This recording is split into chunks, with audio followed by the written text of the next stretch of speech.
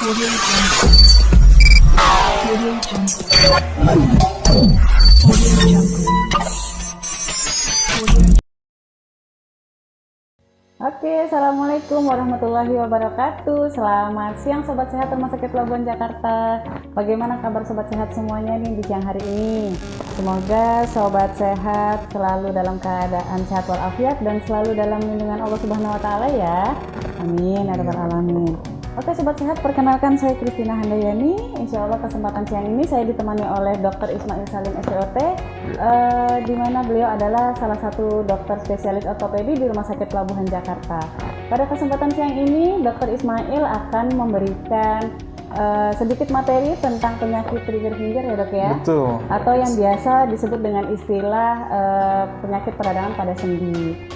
Oke dokter, sepertinya di room ID kita sudah banyak yang masuk nih dokter. Dan sepertinya Sobat Sehat juga sudah nggak sabar nih pengen mendengarkan penjelasan langsung dari dokter nih. Baik.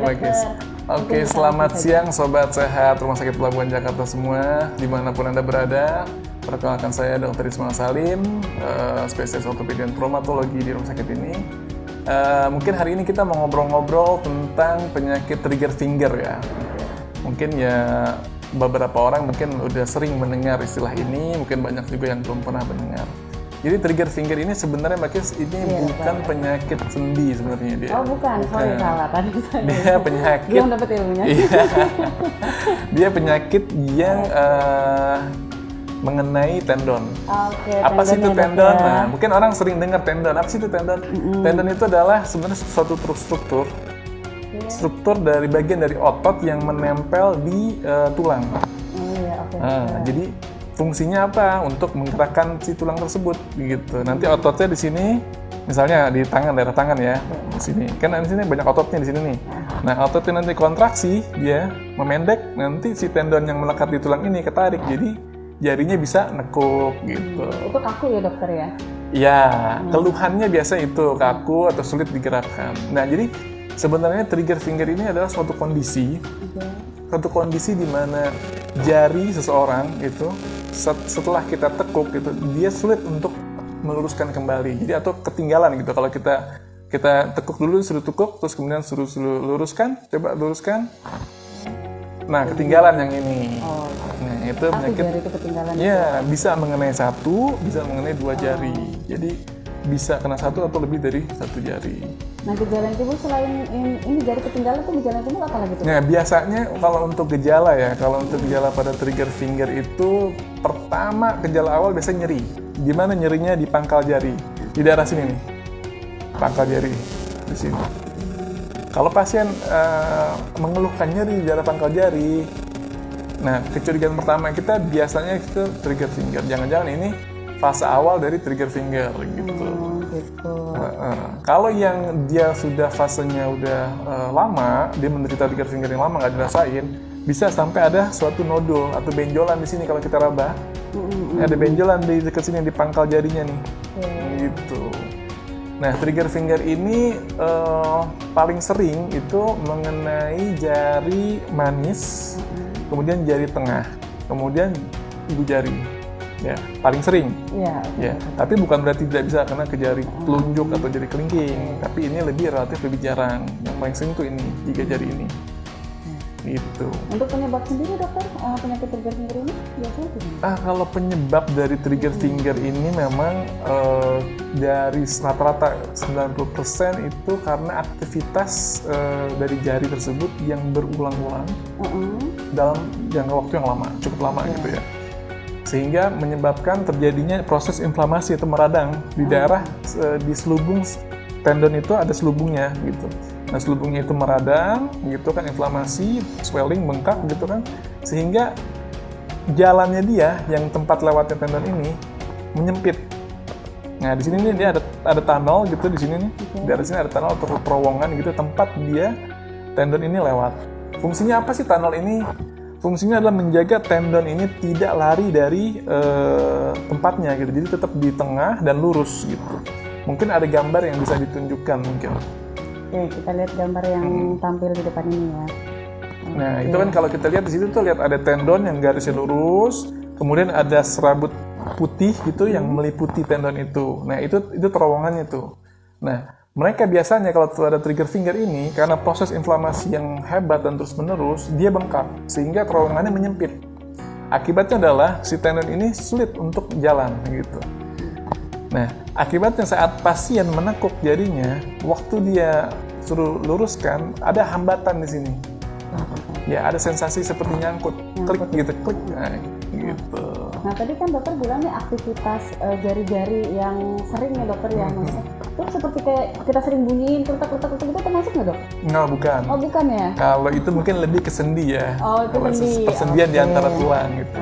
Jadi bukan ya dokter ya? Bukan. Nah, ini tadi dokter bilang kan untuk menjadi faktor risiko nih siapa aja nih dokter? Oke. Kalau untuk faktor risiko pada trigger finger ini pertama kita dari usia ya. Usia ini paling sering mengenai pasien-pasien yang di atas umur 45 tahun ke atas ya. Jarang ada trigger finger di bawah 40, jarang. Walaupun nggak mungkin itu terjadi, mungkin terjadi. Biasanya mengenai perempuan di atas usia 45 tahun. Jadi lebih banyak ke perempuan ya dok ya Betul, dibandingkan laki-laki betul, ya? betul. Kalau dari jenis kelamin juga lebih sering di poli itu aku temukan pasien-pasien biasanya perempuan. Lebih banyak. Tapi bukan berarti laki-laki nggak bisa kena. Bisa Ada kena juga ya. ya. Cuman lebih sedikit ya dok, Lebih ya, sedikit dibanding jumlahnya, perempuan ya. betul. Terus kemudian faktor risiko lain selain usia dan jenis kelamin itu faktor risiko penyakit. Ya. Jadi orang-orang yang punya penyakit seperti diabetes, terus kemudian rematik gitu ya, terus kemudian penyakit yang asam urat tinggi itu juga bisa jadi pemicu. Gitu. Jadi orang-orang itu mempunyai kemungkinan terkena trigger finger itu lebih tinggi dibanding orang yang tidak punya penyakit diabetes gitu. Iya. Nah, untuk pencegahannya sendiri nih dok? Nah, kalau untuk pencegahan sebenarnya gampang gitu ya. Asal kita dapat mendiagnosa ini secara dini gitu. Kita tahu nih secara dini ini, misalnya pasien udah ngeluh, kok nggak enak di sini dok, kayak ada kesan ngeganjel, atau kok sering sakit di sini dok ya. Nah, itu fase-fase awal kita bisa langsung berikan terapi ke pasien itu berupa misalnya kita istirahatkan. Kalau dia pekerja yang harus menggunakan jarinya, misalnya harus menekan tombol sehari 500 kali gitu kan ada. Atau dia megang alat yang bergetar terus gitu kan, gitu orang-orang pekerja, atau ibu-ibu rumah tangga gitu ya yang tiap hari nyuci gitu kan, terus menyapu lantai gitu kan, terus bekerja mesin setrika gitu kan. Nah itu bisa kita suruh istirahatkan dulu jari yang terkena, kita istirahatkan, terus kemudian kita bantu dengan pemasangan splint, finger splint gitu. Ada contoh gambarnya mungkin bisa ditunjukkan. Nah, itu contoh finger splint. Kita bisa untuk awal tuh kita bisa pakai finger splint, terutama malam hari, jadi buat istirahat. Jadi posisi jarinya itu diluruskan dengan finger splint supaya tidak ada pergerakan. Karena semakin sering dia bergerak, semakin sering dia bergesekan. Kalau semakin sering dia bergesekan, inflamasinya nggak berhenti-berhenti. Jadi terus terjadi proses inflamasi lagi, sehingga terowongannya itu makin menyempit karena tendonnya makin bengkak kan. Karena proses radang ini makin bengkak, terowongan yang dilewati itu makin sempit. Makin sempit, makin kaku. Gitu. Makanya kalau di trigger finger itu ada derajatnya gitu. Ada derajat 1, derajat 2, 3, dan 4. Kalau derajat 1 itu biasanya pasien cuma mengeluh rasa nyeri aja. Nyeri di pangkal jari. Kemudian kalau derajat 2 itu saat dia menekuk, ketinggalan jarinya. Ada sensasi kayak klik gitu, bunyi klik, tapi masih bisa diluruskan. Itu derajat 2 ya dok ya? Derajat 2. Kalau udah kayak gitu, wah ini derajat 2 nih. Kalau derajat 3 itu, dia disuruh tekuk, terus kemudian waktu disuruh buka kembali, nggak bisa nih jari yang ini. Nyangkut. Tapi bedanya derajat 3 masih bisa dibantu oleh tangan yang sebelah. Kita bantu lurusin, kok bisa gitu. Lalu kalau disuruh buka sendiri nggak bisa. Kalau derajat yang 4 itu udah nggak bisa sama sekali. Nyangkut, bener-bener nyangkut, ngelok gitu, ngunci. Nggak bisa dilurusin. Nyangkut, jadi kita bantu pun agak susah. Kalau yang untuk tipe yang ini mungkin tata laksana bedah ya. Bedah itu artinya dibuka sedikit sininya, terus kemudian terowongannya dibebasin, dirilis. Ya buat sobat sehat yang pernah mengalami jarinya kaku-kaku, jangan sampai mengalami derajat sampai derajat 4 ya dok ya. Ya. Mungkin kalau udah mengalami sampai derajat 1 bisa langsung datang nih berkonsultasi ke Dokter Ismail. Boleh. Ya langsung ketemu ke klinik beliau di Rumah Sakit Pelabuhan Jakarta. Jadwal Dokter Ismail ada di hari Aku di Senin, Selasa, Rabu, Jumat dan Sabtu, Mbak. Ya. Jadi Senin sampai Sabtu kecuali Kamis. Kecuali Kamis ya, di jamnya jam 8 sampai jam 11 jam 11 ya, Dok. ya. Nah, boleh nih sobat sehat untuk datang berkonsultasi langsung nih biar puas nanya-nanyanya ke situ kan, kalau misalnya cuma bela kurangnya dok Iya. ya. Jadi bisa langsung. Bisa langsung diperiksa lah kalau Langsung di diperiksa. poliklinik ya. Oke. Terus sepertinya pertanyaan-pertanyaan ini udah pada masuk nih dok, banyak. Oh silakan. Dari room chat ya dok ya, kita langsung aja coba jawab pertanyaan yang dari ini dok ya.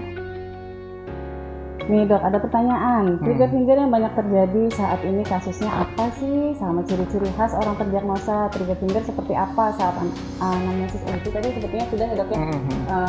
Pengertian trigger finger itu tadi sudah ya dok ya. Nah untuk yang kedua nih, kondisi-kondisi apa saja yang mampu berpotensi menimbulkan resiko terjadinya trigger finger saat ini dok? Oke. Jadi faktor resiko aktivitas ya terutama ya yang bisa memicu trigger finger itu aktivitas dari tangan atau jari yang berulang-ulang dalam jangka waktu yang lama ya, misalnya gitu aktivitas seperti kalau anak muda mungkin main game kali ya, main game, joystick, pegang handphone, gadget, ngetik berulang-ulang gitu kan. Kalau untuk orang-orang yang misalnya bekerja itu mungkin dari jenis pekerjaannya dia. Kalau jenis pekerjaannya itu yang sifatnya memang harus gitu melakukan tindakan yang berulang-ulang kali gitu kan, misalnya megang alat gitu, board, getaran gitu kan, menahan gitu kan, atau memencet sesuatu yang berulang-ulang dilakukan setiap hari ratusan kali bahkan, dan itu dilakukan bertahun-tahun, ya itu faktor risikonya. Faktor risiko. Oke nih dokter, untuk pertanyaan yang ketiga yaitu usia yang rentan trigger finger. Nah, tadi sudah disebutkan juga sama usia yang dokter, rentan ya. Ya seperti tadi saya bilang, trigger finger itu lebih sering mengenai pasien-pasien yang usianya di atas 45 tahun gitu, 45 sampai 60 lah. Dan lebih ke yang perempuan ya. Dan dok, lebih ya? sering mengenai perempuan Ya, gitu. oke. Nah untuk pertanyaan keempat nih dok, bagaimana kiat-kiat agar menghindari trigger finger? Apa pola makan, aktivitas atau hobi yang bisa diselaraskan untuk tindakan pencegahan? Oke, kalau untuk menghindari pencegahan ya berarti ya, untuk menghindari ini sebenarnya kita bisa lihat kalau kita sudah mengeluhkan adanya nyeri gitu di jari, pangkal jari, itu udah warning gitu sebenarnya nih, udah lampu kuning nih ya, hati-hati nih gitu kan. Nah kalau dalam fase itu sebaiknya saya sarankan untuk melakukan istirahat penggunaan jari tersebut gitu. Jangan terlalu banyak digunakan, diistirahatkan aja seminggu 2 minggu gitu ya. Biar apa? Biar proses inflamasinya ini reda. Istirahatnya itu harus pakai alat tadi atau enggak? Bisa dengan dibantu dengan finger screen pasang gitu untuk lurusin. Bisa dengan obat-obatan ya. Misalnya obat-obatan anti-inflamasi gitu ya untuk menekan reaksi inflamasinya sehingga bengkaknya ini berkurang, swellingnya itu reda, sehingga jalannya tendon itu kalau dia udah bengkaknya berkurang bisa lancar kembali gitu Mbak. Ya terjawab sudah ya pertanyaan keempat. Kemudian pertanyaan kelima nih dok, ada yang nanya hal-hal kekinian yang bisa menimbulkan resiko trigger finger atau hal-hal kekinian yang bisa mencegah trigger finger. Kalau hal-hal kekinian, kalau yang aku lihat ya dari saat ini ya, mungkin penggunaan gadget yang berlebihan ya, penggunaan gadget yang berlebihan gitu kan, ngetik atau apa gitu kan, atau main game gitu kan, itu bisa memicu terjadinya trigger finger gitu. Selain trigger finger juga ada penyakit-penyakit tertentu yang memang bisa disebabkan oleh main game yang terlalu lama gitu, jalan-jalan waktu yang lama gitu kan. Ini ada lagi nih dok yang bertanya, adakah kaitannya dengan saraf neuropatik? Nah kalau trigger finger sebenarnya kelainannya memang murni di tendon dia. Seperti yang tadi saya jelaskan gitu, tendon itu merupakan bagian struktur dari otot yang melekat ke tulang. Jadi tapi tendon ini tidak sama dengan otot. Kalau otot kan bisa memanjang, memendek, kontraksi, relaksasi ya. Kalau tendon enggak, dia cuman tempat ujungnya otot yang melekat ke tulang untuk menggerakkan tulang tersebut. gitu. Nah, seperti tadi yang tadi saya jelaskan gitu, tendon ini kan fungsinya untuk menggerakkan ya, gerak aktif lah ya artinya, gerak aktif. Nah, kalau terjadi inflamasi di daerah selubungnya itu, sehingga terowongan yang menjadi sempit, kecil, jalannya tendon ini tidak mulus, akhirnya menyebabkan dia nyangkut lagi. Kalau nyangkut ini kondisi ini disebut Nggak bisa dibalikin. nggak bisa dibalikin lagi, gitu. Oke, ini ada yang nanya dari Dharma Wahyudi. Assalamualaikum Pak Dokter, mau nanya. Waalaikumsalam. Setiap bangun tidur telapak tangan suka sakit, kenapa ya Dok? Nah, kalau telapak tangan nggak sakit, nah kita harus periksa dulu nih. Telapak tangan kan nih, ini ya telapak tangannya. Ini bisa macam-macam. Bisa kalau dia disertai dengan gangguan kekakuan pada sendi-sendi, paling sering memang itu bisa karena rematik atau penumpukan kristal urat di sendi-sendi.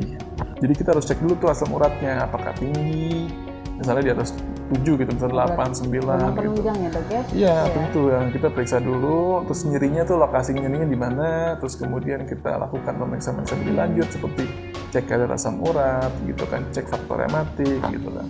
Nanti kita lihat, terus kita juga harus tanya gitu kan, nih pasien pekerjaannya apa gitu kan, aktivitas sehari-harinya tuh ngapain gitu ya, kalau dia bekerja, kalau dia nggak bekerja tuh di rumah ngapain gitu kan. Sehingga kita bisa cari gali gitu, kira-kira ini arahnya diagnosa kemana, apakah ini trigger finger atau bukan trigger finger gitu kan.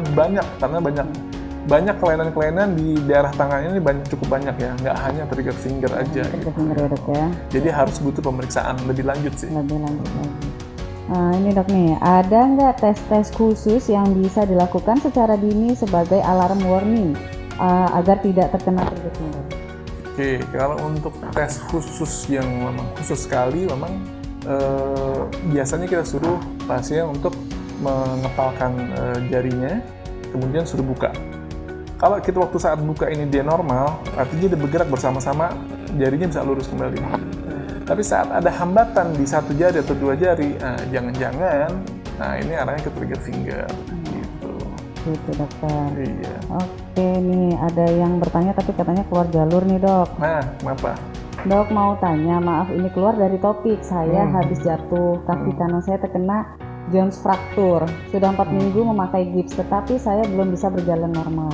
Oke. Ada sarankah Dok? Oke, Terima kalau kasih. sudah sebulan ya, berarti kan ini patah ya, patah di daerah kaki ya, terutama di paling luar itu, Jones tuh di metatarsal 5 dia. Nah, sebaiknya dievaluasi ulang dengan cara di X-ray. Kita lihat apakah tulangnya itu sudah menyambung atau belum gitu. Biasanya kalau dia masih nyeri, dari klinis kita bisa lihat nih, kayaknya ini kemungkinan besar belum nyambung. Gitu. Tapi kita harus konfirmasi dengan apa? Dengan X-ray. Gitu. Berarti Kita kontrol iya. ya Dok ya. Kontrol, nanti kita lihat, kita periksa fisiknya, klinisnya gimana, apakah masih nyeri, ada nyeri tekan atau tidak gitu. Terus kalau buat napak gimana, buat jalan gimana. Terus kemudian kita akan bantu juga dengan pemeriksaan X-ray ulang. X-ray ulang maksudnya X-ray untuk evaluasi apakah sudah terbentuk kalus ini nih semacam tulang baru gitu ya. Kalau tulang patah kan terbentuk nanti itu ada sticky lengket dia. Kalau udah terbentuk kalus tuh agak lengket dia, udah mulai nyambung nih, bagus nih artinya nih. Nanti mungkin butuh 2-3 bulan lagi sampai dia nyambung kuat, benar-benar kuat tulangnya. Karena pasiennya dewasa kan ini ya? Iya, pasiennya dewasa. Nah, makanya untuk Sobat Sehat kalau yang masih punya keluhan-keluhan, jangan lupa datang untuk berkonsultasi nih ke dokter spesialis ortopedi, Dr. Ismail Salim, SPOT. Jadwalnya tadi sudah disebutkan dari Senin sampai Sabtu kecuali hari Kamis ya Dok ya, dari jam 8 sampai jam 11. Oke lanjut, masih banyak nih Dok pertanyaan-pertanyaannya. Ya silakan boleh. Sobat Sehat Kan kita ngobrol-ngobrol ya, kan ngobrol. Sama banyak banget nih yang bertanya nih. Cara penyembuhannya bagaimana dokter? Saya tiap bangun tidur jari tengah agak kaku, tiap dikepal agak sedikit kaku dan pernah nggak bisa diluruskan sendiri. Jadi ini udah termasuk gejala ya Dok ya? Ya ini udah mungkin grade 3 ya ini ya, tidak bisa harus dibantu berarti yang lurus ini. Ini grade 3. Nah, untuk penata laksanaan pada kasus seperti ini, pertama tentu kita lihat dulu nih, lamanya durasi dia kena trigger finger ini udah berapa lama? Apakah baru 1 bulan, 2 bulan, 3 bulan, atau bahkan lebih? Banyak kan yang datang ke kita tuh biasa tuh udah berbulan-bulan baru datang. Baru datang ya Dok? Waktu pas awal mereka tuh cuek-cuek aja lah, nggak mengganggu banget. Nah kalau sudah mengganggu banget, mengganggu aktivitas, mengganggu pekerjaan, baru mereka datang ke dokter, biasanya kayak gitu. Biasa kayak gitu dok. Iya, Kalau nggak terlalu berat biasanya cuek ya dok ya. cuek. Nah biasanya kalau sudah sampai situ, biasanya hal yang kita lakukan di poliklinik itu, kalau memang udah derajatnya berat, tinggi gitu ya, derajat 3-4, kita lakukan suntik, injeksi Mbak. Injeksi apa? Obat antiinflamasi sama obat nyeri. Kita suntikan di daerah yang tempat terowongan tersebut ada, gitu. Cuman hati-hati nyuntikinnya, nggak boleh kena ke tendonnya. Itu begitu.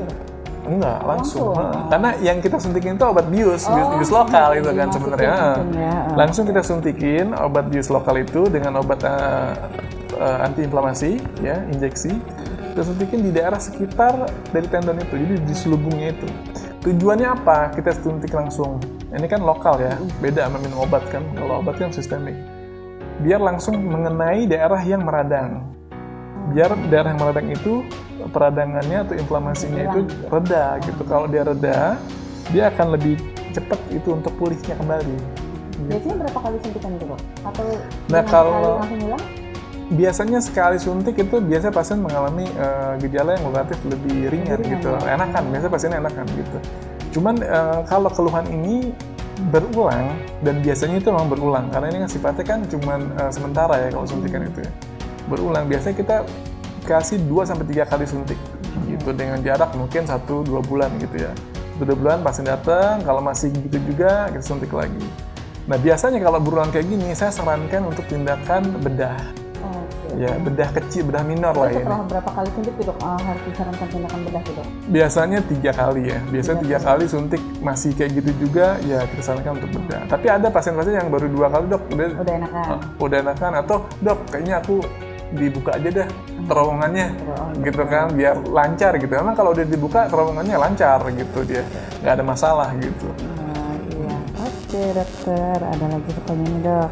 Assalamualaikum dokter. Waalaikumsalam warahmatullahi wabarakatuh. Izin bertanya, kalau lutut terasa sakit selesai duduk lama itu kenapa ya dok? Kalau di rumah penanganan awalnya bagaimana? Oke, lutut ya. Jadi penanganan di rumah nih dok nih. Iya, iya. Sebenarnya kalau untuk lutut ini saya harus tanya dulu nih, pasiennya umurnya berapa, berat badannya seberapa berat gitu kan, karena kita mau singkirin hal-hal yang sering terjadi. Oh jadi beban berat badan juga mempengaruhi Iya, ya dok? iya, bisa. Karena bisa juga karena mungkin ada trauma atau injury, misalnya dia pasiennya sebelumnya jatuh atau terbentur. Nah itu kita harus singkirin dulu itu masalahnya, karena ini bisa disebabkan karena tulangnya, ya, bisa karena disebabkan karena bantalan sendinya, ya, tulang rawannya, bisa karena ligamen yang ada di lutut, gitu ya, bisa juga karena otot sekitar lutut, gitu ya, itu bisa gitu. Jadi kita harus periksa dulu nih sebenarnya nih.